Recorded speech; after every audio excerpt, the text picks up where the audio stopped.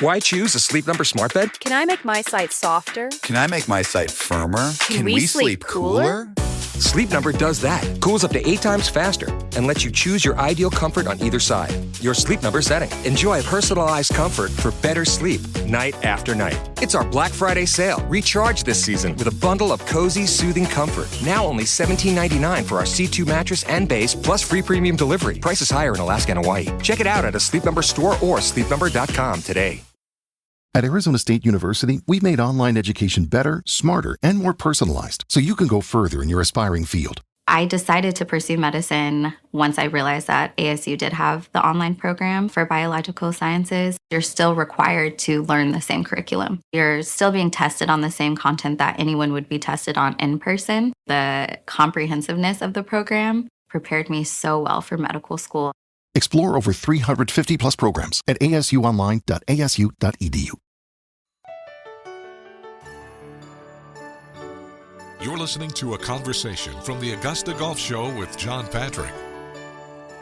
Gary Williams is the host of 5 Clubs, which can be seen on Golf Channel Mondays, Tuesdays, Wednesdays, 8 a.m.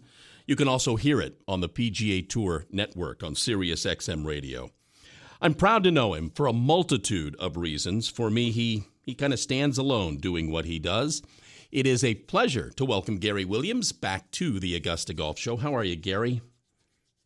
John, my good friend, it's always great to have a chat with you. It's always great to do it around these neat events. And in this particular case, one that we pine for, unlike the rest of the tour schedule, which just goes around and around and around.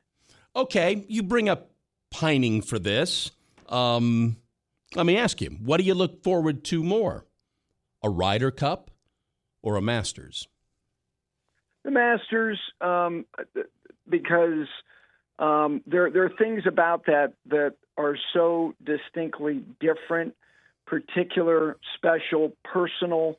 There's no experience in sports like the way that you can engage in not only the event itself because of the way you're asked to, you're required to. When you're on that land, it's be with other people. Watch what is in front of you as opposed to the device that is tethered to our hands now. That makes it so particularly special. And, I could just layer on a host of other things. I do love the Ryder Cup. I am concerned about the behavior of just enough people to kind of ruin it for a lot of people. But I still love it because it's different, and that it's confrontational, and that the format lends itself to friction and discomfort, which is part of sports. Did you ever hear, did you ever hear stories when it was speculated that Tiger years ago would captain this team at Bethpage, that he didn't want to do it because of the ancillary things at Bethpage? Yeah, I think I didn't hear that particular part. I can't say that I did. I do know that they went way down the road with him about captaining this team, and that there was a lot of people who thought he was going to, in particular because of the appeal of Seth Waugh directly to him, who is a friend of his. And the reason why Keegan Bradley, it's not so much that he was such a surprise, which he was, but if you look at the timeline, traditionally, the captain of both teams is very much in place before the timeline that we had with Keegan Bradley. That was because of Tiger, because they were waiting and waiting, thinking that he would eventually commit to do this. I always thought, John, I don't know how you felt, I always thought this one made far more sense, even though Tiger won the U.S. Open there, for Phil. Mm-hmm. So he could be the Pied Piper and the Grandmaster and P.T. Barnum. And it also made, and it shows you how much it's changed. I thought 5 years ago, certainly 7 years ago, this was a Phil Poulter production that would have made it as unhinged as it could possibly be, if it could be any more unhinged than it's going to be. I had not heard, I had heard Phil, but I had not heard Ian at this juncture. What's your earliest? He desperately wanted Bethpage. Really? Yes, and he will be on So Monday, we will have one show next week, similar to the way that we've done it during major weeks on Golf Channel. Now, I'll do the show for Sirius in the morning from 8 to 9, as you were kind enough to mention. We will do a 2-hour show from 1 to 3 p.m. Eastern on Golf Channel Monday, leading right to Live From's first show from Bethpage. Ian Poulter will be my first guest. That will be asked of him, I can promise you. What is your earliest true Ryder Cup memory? Wow. That's a great question and a fun one. So I have a mild recollection of 83, not anything specific. And I think a lot of it I'm leaning on, in particular Lanny's wedge shot with the lightning strike in the background that, kind of saved the United States. I remember 85. I was a senior in high school. I was immersed in golf at that point. I was waiting for the tape delay production. It was such a hodgepodge. I mean, it was such a weird. It was a USA Network. It was a Gary McCord, Peter Costas. They were, like the central figures, and they didn't have a big, broadcast production team in terms of the voices and the faces you saw. 85, I remember distinctly. 87 broke my heart, specifically because Ben Crenshaw lost his singles match to Eamon Darcy, putting with a 2-iron for the balance of the match because he got angry and bent his putter. He slammed it on the ground and was forced to putt with a 2-iron. Probably wouldn't have mattered because he never won his singles matches because, as you know, he's the least confrontational person to ever play golf. Yep. I just don't think the competition lent itself to him being really comfortable. Had Keegan chose himself for this team, would that be a total distraction right now? I don't know that I would say it would be a total distraction, but boy, it would be consuming a lot of the oxygen of it. And I think, look, I'm going to tell you that I, like everybody, was curious if he did do it. And it has nothing to do with rooting interest. I didn't think it was whether it was a European captain or an American captain. I just think that the totality of the task would lend itself to him or anybody else trying to do it to be best at either if they wanted to do both. There was a great line I read in an article that was written actually by a Harvard professor who works with the Navy on leadership and on managing stressful situations. And she used a line from a Nobel laureate, and the line is, "A wealth of information creates a poverty of attention." And his personality, I just don't know. Let's say he was only going to play the afternoon sessions. First of all, you're conceding something right there because you're looking at him different than you would the other players. So he's not as nimble as the other 11 saying, no, we can play him in any format at any time.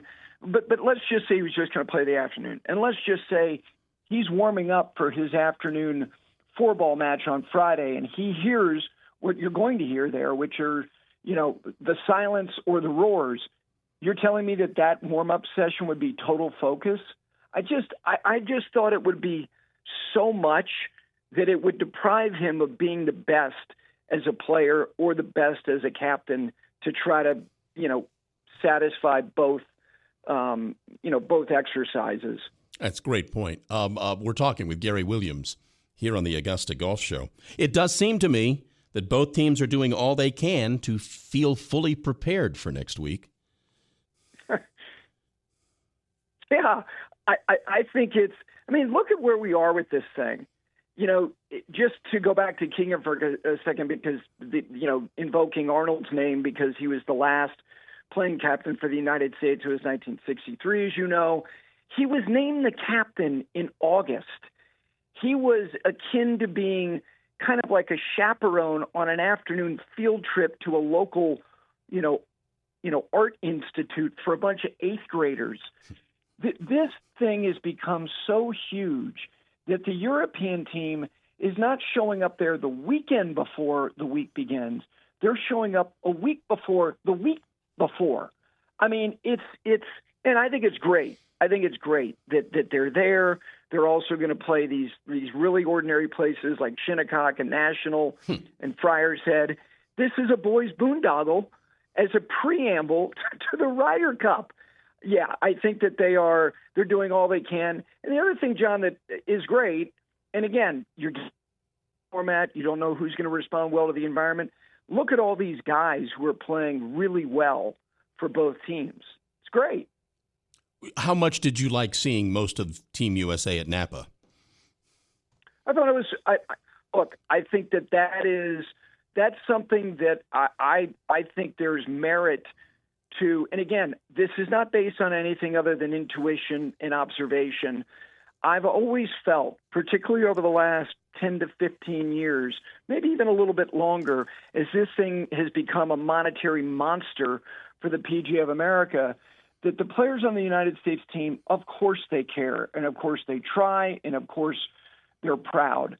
But I've always felt that there was this kind of undercurrent of obligation as they look at this cash cow that this thing has become. And even though the PGA Tour owns 20% of it, I look at the European side of it, and I always feel an overwhelming sense of privilege.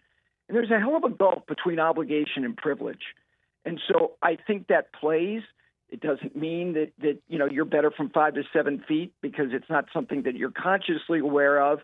But I do think that all those guys going to Napa, I think it's representative of them having a tremendous amount of affection and appreciation for the commitment that Keegan Bradley has put in to his role as the captain, for them to all go out there to play in this event, and some of them knowing that the inactivity that they had between the Tour Championship and Rome in 2023, it factored. So I thought it was great. With so many options, why choose Arizona State University? For me, the only online option was ASU because of the quality. Their faculty was really involved with their students and care about your personal journey. The dedication to my personal development from my professors, that's been extremely valuable to me. Earn your degree from the nation's most innovative university. Online. That's a degree better. Explore more than 350 plus undergraduate, graduate, and certificate programs at asuonline.asu.edu. Do you think it was hard for Keegan to get everyone to agree to play? Yeah, probably not. I'd like to believe no. Yeah. Again, if look, for every rookie that's on the team, they're dying lousy. They'll do whatever they can. They're like, puppies with their tongues hanging out, going, throw the ball again. I swear I'll go fetch it. They'll do whatever they're asked of them. But I also think that I really believe that even though he's not a particularly demonstrative person, that Scottie Scheffler has taken moments to express his own righteousness about certain things. And I think he is a great leader by merely his methodology on how he goes about things. And if the best player in the world, who is the best player in the world by a big margin, is immediately committed to this, how could you not express, of course, we'll all be there? So I'd like to believe they didn't, and I don't think he had any kind of guys going, I don't know, maybe. No, I think they all said, no, we're doing this. Gary, I know we parse everybody's game coming into a Ryder Cup, but do you think it's possible to have that experience ramp up your game? Boy, what an interesting question. I think one of the reasons why this thing is challenging for people to understand, why we get the results that we've gotten, and part of it is because people who try to analyze this thing and handicap this thing are relying on a lot of data that is based on an entirely different format in what is overwhelmingly an entirely different environment, which is a meandering 72-hole stroke play aggregate total, which represents who the best players in the world are. And then you get to this, and it's not that. And not only is it not that, you're then tethered to somebody in two different formats over the course of the first 2 days. And then finally, the last element, which is real, is that that golf tournaments, the first tee is not supposed to sound like the tunnel at Lambeau Field when the Packers run out there before the kickoff. But this is, and it's disorienting, and it can be discomforting.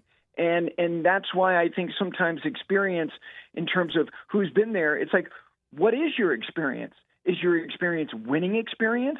So for the United States, for all those years where it's like, wow, look at that, Jim Furyk's on his 6th team, and Davis Love's on his 7th team. And guess what? They've lost 5 of those 7 times. So that's why I've said this a lot about this, and it's backed up by the data, is rookies have fared exceptionally well in this competition over the last quarter century. If you look at the European team, even though overall their rookies they're 56, 67, and 26, but if you add those half points, they've won more than they've lost. The United States rookies, again, not saddled with the experiences of losses, 73, 59, and 31. That's really, really good. And that's home and on the road. So I think that rookies, it's like, are you going to fare well in this? Patrick Reed, most recently, let's think about some of these guys who've showed up and they're like, oh my God, look at these guys. Tony Finau in Paris in 2018, Reed and Spieth on the road in 2014. And there are, I've got a whole list of other guys who played. Justin Thomas in Paris, 4-1-0. Tommy Fleetwood in 2018, 4-1-0. Brooks Koepka, 3-1-0. Thomas Peters on the road in a blowout loss at Hazeltine, 4-1. Rookies do very well in this. So give me a player on both teams, either side, who you think will shine. Well, since Europe doesn't have any rookies other than Rasmus, who essentially is his brother, so he kind of had a half experience because Nikolai was on the team. That's the other cool thing, John, to me anyway, that this team that beat the United States and then Rory laid down the marker in Rome right after it saying, we're going to Bethpage and we're winning. And little did we know that 11 of the 12 guys who are on that team are on this team, and that's never happened before. There has never been a team from either side that took 11 guys from the previous team. The only time it happened where there were 10 was Great Britain and Ireland in 71 and 73 when they got blown out in both affairs by the United States. So there are no rookies. Rasmus is the only one. Mm-hmm. I think he should be fine. I'll tell you who I think for the United States. I feel pretty good about Ben Griffin. I feel pretty good about Cam Young for not only obviously form, but stylistically on that golf course, his own personal history on that golf course. But to me, I'll start with Russell Henley. I think Russell Henley, for a couple reasons, he's at a different place. He's never been as good a player as he is currently. And I also think that he is going to play Friday morning with Scotty Scheffler. That's a pretty good guy to be in lockstep with. Sam Burns, maybe with Scotty in the other format. I think Russell Henley's going to play very well in this. And I also think, like Scheffler, he's an athlete. He was the guy that, when he was playing high school basketball, I was like, you got to guard the guy who is the best scorer on the other team. And he would say, yeah, I want that assignment. I think he wants this assignment. I think Henley's going to be really good. Let me ask you about Bryson and John Rahm. Mm-hmm. How do you think they think about this? Do you think they think they've gotten the money from LIV and they get to play in the Ryder Cup? Or does the Ryder Cup just make both of them miss all of this more? I think it's possible that it can be both. I think there's no doubt that Bryson's kind of a different study because he has gathered this really interesting youthful audience that he has this real, tangible engagement with. So he's getting satisfied, in a stimulating way from this alternate audience that he's created away from. And even though LIV, to their credit, look, I haven't been to one of their events. I'm not avoiding it. I just haven't. They've had some weeks where they had a good, kind of boisterous environment there. But yeah, I do think, I think they both miss the opportunity to compete against the best players, not only in terms of looking at Scheffler and Rory, but also in depth as well. But as it pertains to the other part of it, it's interesting. I think the European Tour / DP World Tour and the Public Investments Fund of Saudi Arabia keep kicking the can down the road as it pertains to these fines that have been levied. And the Public Investment Fund has said without equivocation that they are not going to pay these fines after this Ryder Cup. Now that means, okay, where's this all going? And not only for the Tyrrell Hattons and the John Rahms, who potentially may not be on the side in 2027.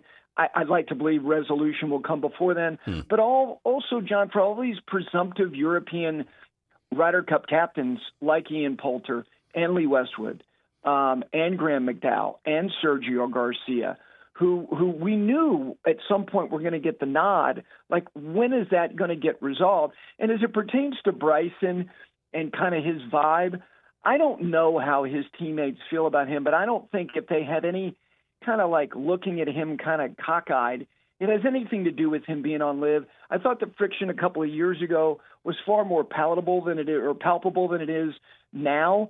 But Koepka was he was part of that bro network from Jupe Life that it didn't matter. They all liked him. So it wasn't like it was, you took the money and, we're going to hold our nose and you'll be on the team. With Bryson, I think it's more of them wondering, is he a poser?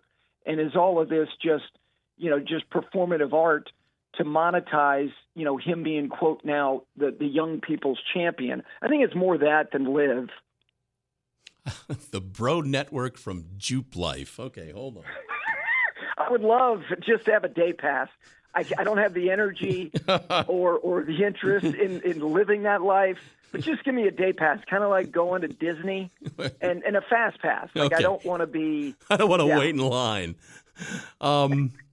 If we lose this, will we overreact?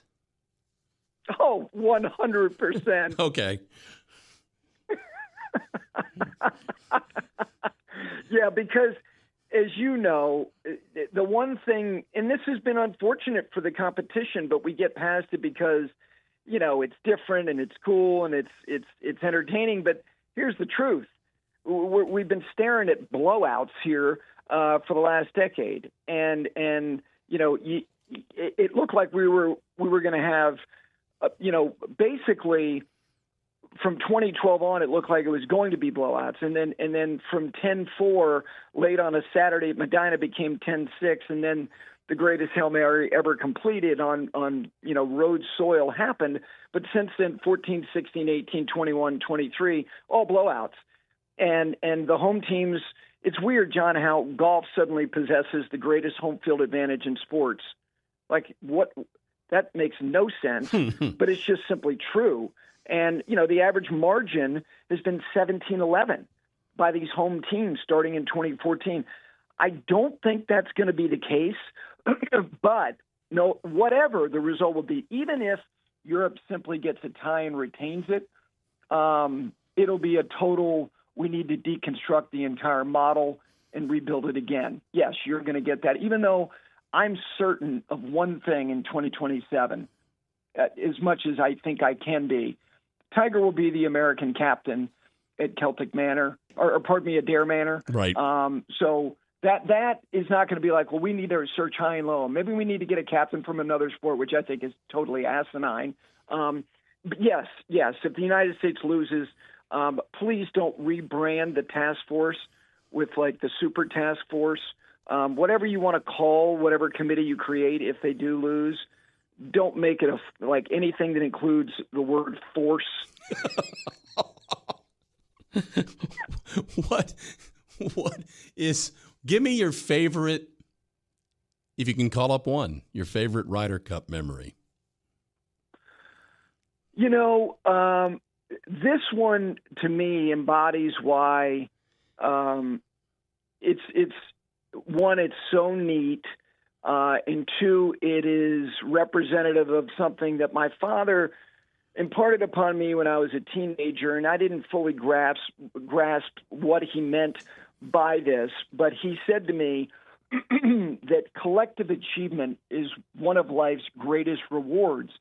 And in this sport, that is not available for these people who pursue this at the highest level for men and women. They do it alone. It's and even though they use this term team when it comes to caddy and physios and head shrinkers and all that, my favorite moment is 1995 at the edge of the 18th green after Europe had beaten the United States in what was a gut-wrenching loss for Lanny Watkins, seeing his captain's pick, Curtis Strange, not being able to make a 4 on the last, loses to Faldo.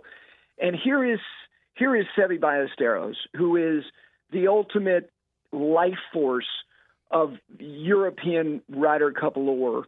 In the twilight of his career and in his time, he would then be the captain 2 years later with the iciest individual in the sport, Nick Faldo. And what are they doing? They have their cheeks in each other's hands, weeping, looking at each other from about 6 inches away. That's it. That's the Ryder Cup. We're so close. I almost thought when you started to give me your answer, you were going to go where I went, and I would have gone to Rory at Whistling Straits. A very similar scenario. Yeah. Yeah. Yes. Yeah. And that's look, however something started, for whatever reason, some people have this odd stubbornness about saying it's always what it once was. Most things are not what they once were. Virtually everything is different from what it was when it became what it became, starting with marriages. And the Ryder Cup, yes, it was intended by Samuel Ryder to be a goodwill exhibition between a couple of continents, trying to understand how much, those particular societies could take an interest in participating in the sport of golf. It's long since been that. It is a white-hot, bare-knuckle rock fight between guys who have, great affection for each other, and I think it's more jovial and kind of fraternal than it was 30, 40 years ago when the United States didn't know the European players nearly as well. Like I said, many of the Europeans are part of that, that juke life. But it doesn't matter. For these 3 days, it's a white-hot, intense competition that makes guys like Rory McIlroy weep because he feels like he's failed his side. Okay, you're a big fan of asking left field questions. Favorite Robert Redford movie? Wow. Let me just tell you that this one, his passing really got to me, and it's not like, his passing is shocking. The man had 89 years of life, led a life in a really particularly dignified way. He, by the way, lived in the town that my wife grew up in. So did Paul Newman. I love Redford. Love him. Always have. I have great affection for the natural because my dad was a baseball player, and that was my first love. I love that movie. I thought Robert Duvall was so good as the sports writer in that movie. But I will tell you that The Sting is a great movie. Oh my! And it's a great movie because the cast is so damn good. But he and Newman are so great, and Robert Shaw, all of it. The Sting is number one. But I have, again, Butch Cassidy and the Sundance Kid. I could go on, but he was a great American movie star. One of the last movie stars. And here's the other thing, John, is that he was a great American movie star who was so committed to all of those who love to dream about being movie makers. And that's why Sundance will always be his most important and lasting imprint on that medium. Because, again, he's one of the great American movie stars, but he was not a flake. He was not aloof. He was engaged with the people who dreamed about just making movies. Will you forgive me that I've never watched The Natural. Wow. God, that's hard for me to believe. Gary, sports movies, I struggle with sports movies. Here's the thing about it, like Costner, and that's why Tin Cup, it lost me literally with the opening scene. Never seen it either.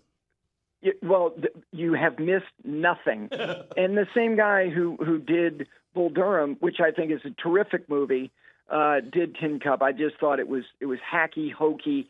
Costner's golf swing was atrocious. There we go. Costner and Redford could swing a bat with competency. And Robert Redford played baseball. Robert Redford went to the University of Colorado to play the game of baseball. So again, the nostalgic part of it. My father had a number of wonderful black and white photos, and he's a Mickey Mantle guy, but in my dad's office, he had a lot of great photos. One of my favorite photos is a photo of Babe Ruth sitting in a decrepit, weathered dugout, wearing a derby hat and a trench coat on a winter's day, and that was a photo that my dad had in his office. So that movie was shot in a way that makes me very nostalgic to things that are intensely personal to me. I would encourage you to watch that movie. I will. Because there are a lot of great performances. Like I said, Duvall, spectacular as the sports writer. Do we give Redford a pass on The Legend of Bagger Vance?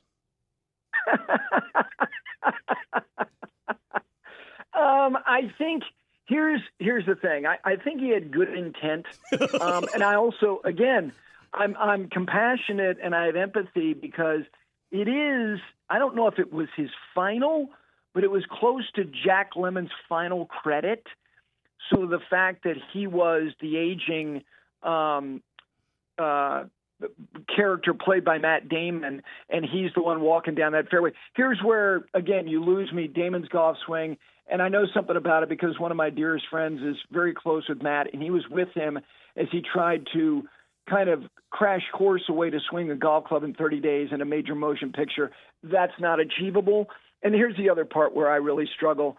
I'm sorry, golf courses that were filmed at Kiowa Island is not what golf looked like in the late 20s. So yeah, it's not good. We are so spoiled. We are such nudges. Oh, yeah, we are. We're spoiled. We're snobbish, but at least we're honest about the way we feel. That's true. He is Gary Williams, host of Five Clubs. It is on Golf Channel Mondays, Tuesdays, Wednesdays, also simulcast on PGA Tour Radio, Sirius XM. I always appreciate this. Have a great week next week. Thank you for so much time this morning, Gary. We'll talk again. Thank you, my friend. Always a pleasure.